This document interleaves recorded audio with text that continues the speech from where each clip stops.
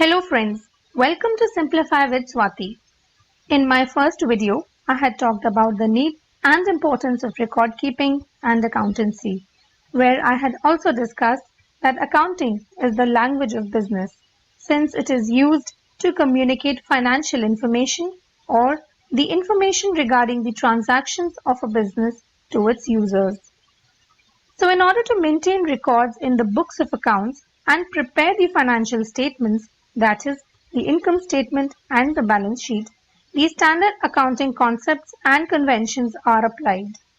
These concepts and conventions provide a standard methodology which makes it easier for the users of financial statements to compare results of different firms or of the same firm over several years.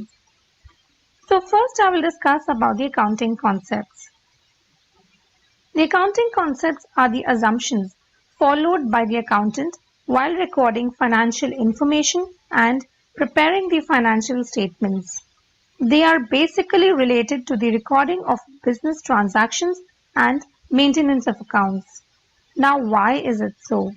This is because the financial statements are presented for the use of the external users, like the investors, banks, government agencies, and for other statutory purposes.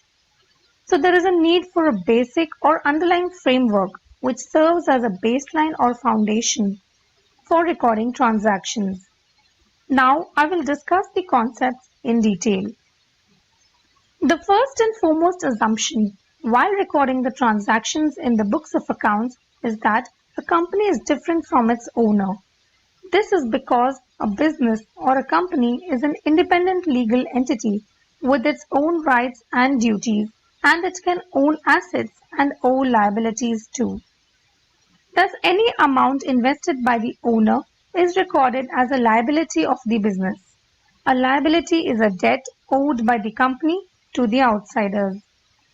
This concept is applicable in case of a company form of business, since the differentiation of funds in case of a sole proprietorship and partnership is difficult.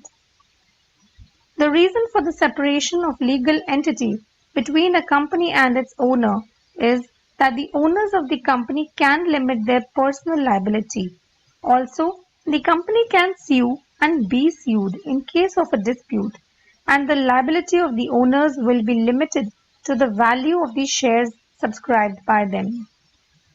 The next concept I will discuss is the going concern concept. It implies that the business entity will continue its operations during its current or the ongoing accounting period and beyond it too.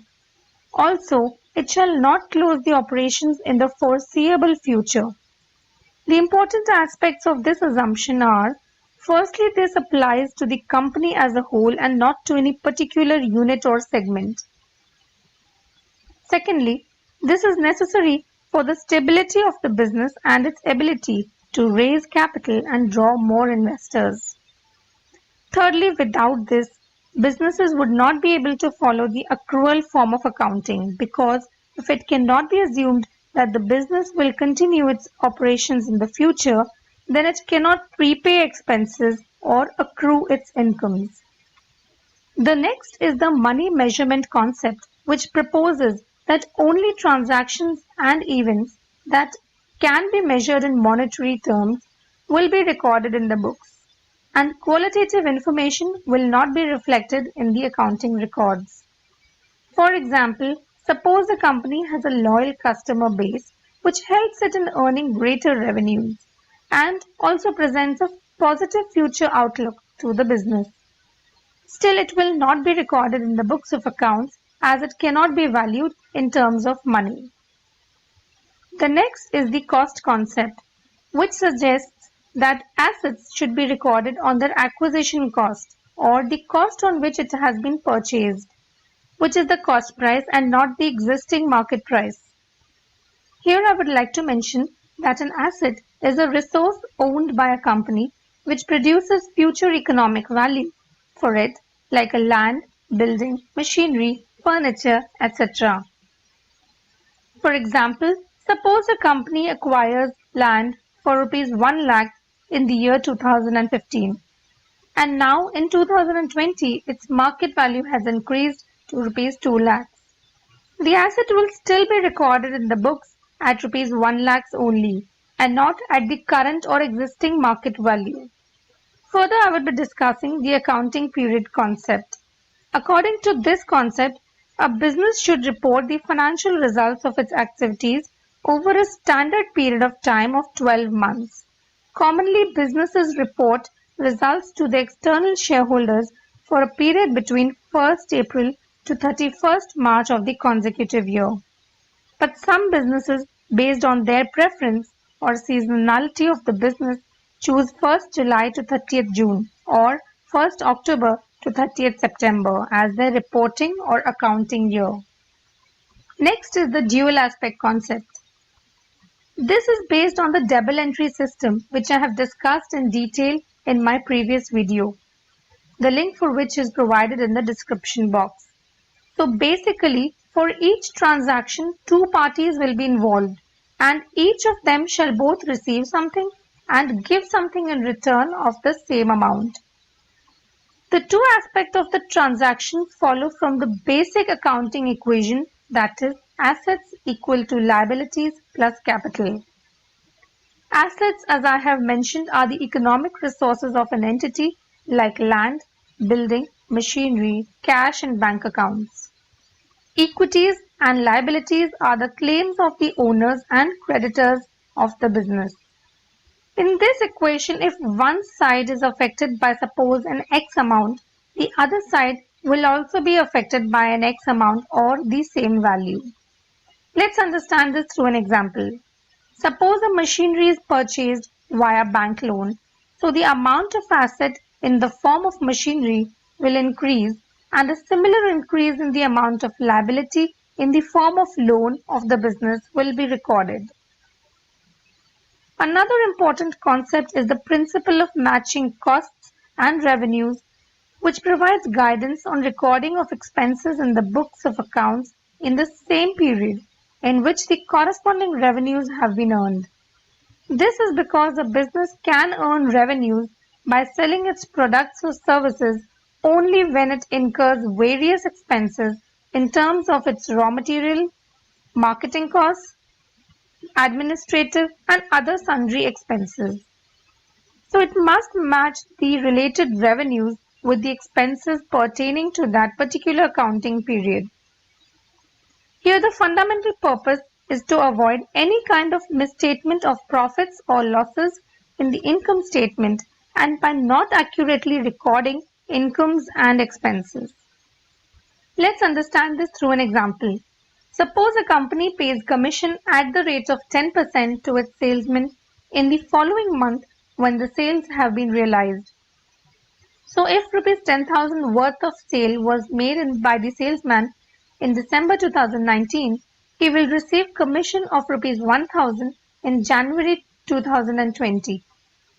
But as per the matching principle, the commission of rupees 1,000 must be recorded in December 2019, along with the sales of rupees 10,000. But since the accrual system of accounting suggests it should be recorded in January 2020, an adjusting entry must be made reporting rupees 1,000 as a current liability, thus matching the revenues with the expenses that brought them in the same accounting period. Another important concept is the realization concept, which provides guidance on the recording of revenues by the seller when the legal title, that is the risks and rewards of the same, are transferred to the buyer. The revenue is the income from the sale of goods or provision of services or the sales turnover. The rationale is that delivery validates a claim against the customer. So once the goods or services associated with the revenue have been delivered or rendered, it can be recorded in the books as revenue. Similarly, expenses would be recognized when goods are brought or services are received, whether the cash has been paid or not. For example, a company receives rupees 5,000 as an advance for making a customized product. This amount will not be recorded as its revenue, but as a liability in its books, and only once the product is shipped for delivery, the seller company can recognize it as revenue in the income statement. Now I will discuss the accounting conventions. Accounting conventions are the generally accepted principles which mainly provide guidance in the preparation and presentation of the financial statements of a business. Their purpose is to be able to give a true and fair view of the financial position of the business. So there are four main accounting conventions. The first convention that I will discuss is full disclosure. The full disclosure convention must be implemented while preparing the financial statements so that they fairly disclose all the relevant and important facts and information to the users, so as to help them in getting a clear understanding of the company's performance and in taking a rational decision. So any information that would make a difference or would be useful in decision making should be disclosed within the financial statement, or it should be added as a note accompanying the financial statement. So for example, a company which prepares its financial statements for the financial year 2020, that is ending in March 2020, receives information which could potentially reduce its revenue in the next financial year. This event or information could materially impact the opinion of the shareholders and other parties about the operations of the business, and thus it must be disclosed in the financial statements. Next, I will talk about the consistency convention.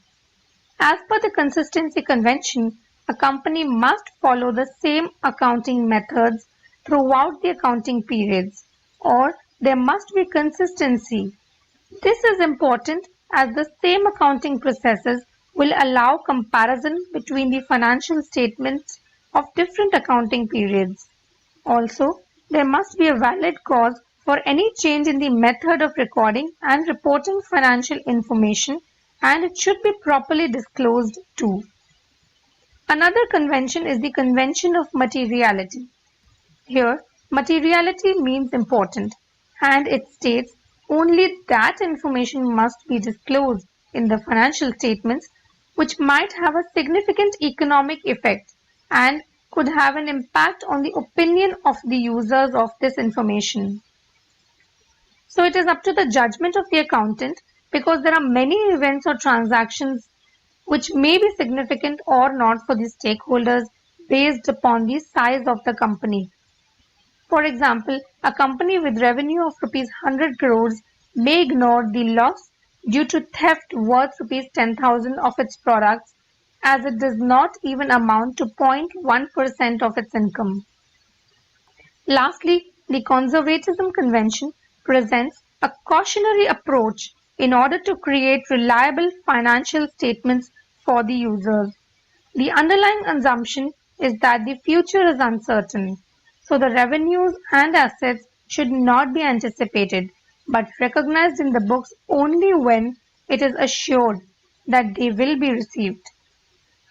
But all possible losses and liabilities must be provided for. So basically, it's a policy of playing safe. That's all for this session for today. Thanks for watching, and if you liked this video, please like and share.